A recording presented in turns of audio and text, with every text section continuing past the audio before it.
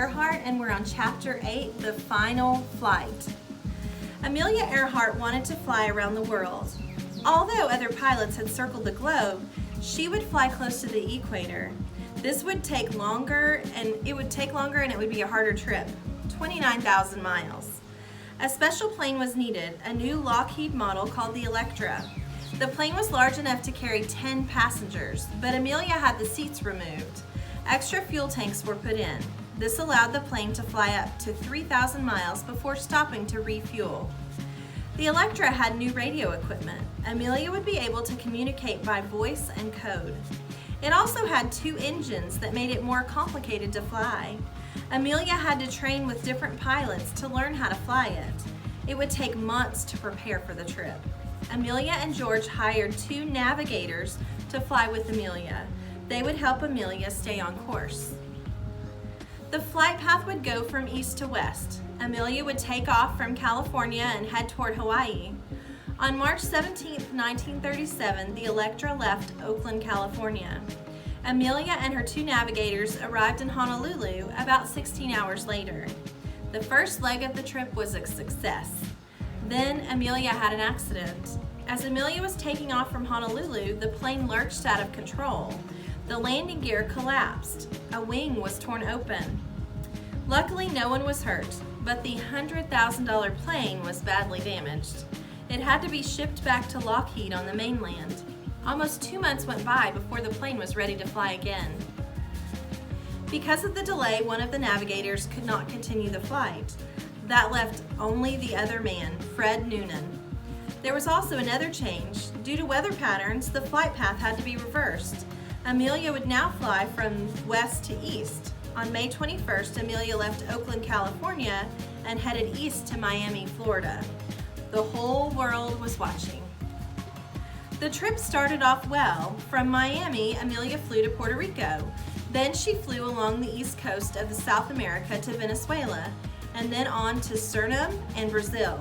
The Electra was holding up well, but there was not much room to move around.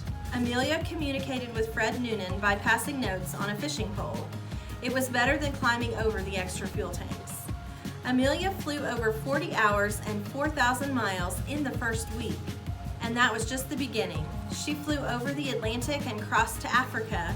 Within 3 weeks, she had flown 20,000 miles in 135 hours. Amelia was getting tired. She would be glad when the long hours of flying were over. By July 1st, Amelia had reached New Guinea. From New Guinea, she'd go to Howland Island and then to Honolulu, Hawaii. The next and last stop would be Oakland, California. There were only 7,000 miles left on the 29,000-mile trip. Most of these last miles were over the Pacific Ocean. On July 2nd, Amelia took off from New Guinea.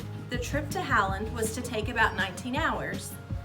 Howland was a tiny island in the Pacific. It was only 2 miles long and 3/4 of a mile wide. It would be very hard to find, but it was the only place to land and refuel. Amelia had to depend on Fred Noonan to spot the tiny strip of sand. To help Amelia and Fred, a U.S. Coast Guard ship was sent to Howland. The ship would be waiting at the island. It would send out a signal to guide the Electra in for landing. On July 2nd, Amelia took off from New Guinea. She had radio contact with New Guinea for the next 7 hours, but then she went out of range. Amelia was supposed to reach Howland Island early the next morning. Throughout the night, the radio men on the Coast Guard ship heard short messages from Amelia, but they could not tell how far out she was. The captain was worried. Amelia did not seem to hear their radio messages, and they couldn't get a fix on her when she called in to them. At 7:42 a.m., the radio men on the Coast Guard ship got a brief message. Amelia said, "We must be on you, but we can't see you, and gas is running low. Been unable to reach you by radio." Again, the Coast Guard tried to respond. However, it seemed that Amelia could still not hear them. They tried to locate her plane, but her messages were not long enough to do it. At 8:45 a.m., one more message came in from Amelia. The last thing she said was, "We are running north and south." Amelia was frantically searching for Howland Island, but she never found it. Right away, a rescue mission was begun. More than 4,000 men on 10 ships searched the Pacific. Another 65 airplanes flew in to help search for Amelia and Fred. So what happened?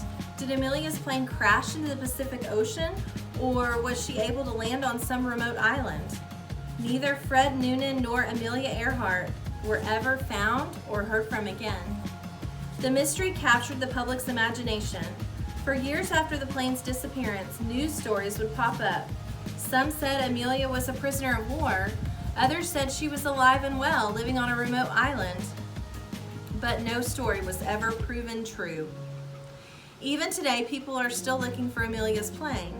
An underwater robot submarine has scoured the Pacific Ocean floor where the Electra might have gone down. Search parties still occasionally hike through the remote Pacific islands near Howland, hoping to find a clue in the overgrown jungles. Who knows? Someday the remains of Amelia's plane might be found. Whether that happens or not, it doesn't change what Amelia Earhart did in her lifetime. She didn't just fly planes. She didn't just break records. She opened doors for women all over the world. She was a pioneer who said, "You can do anything you decide to do." The end. I hope you guys enjoyed this book.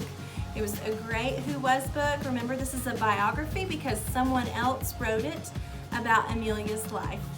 Hope you have a great day.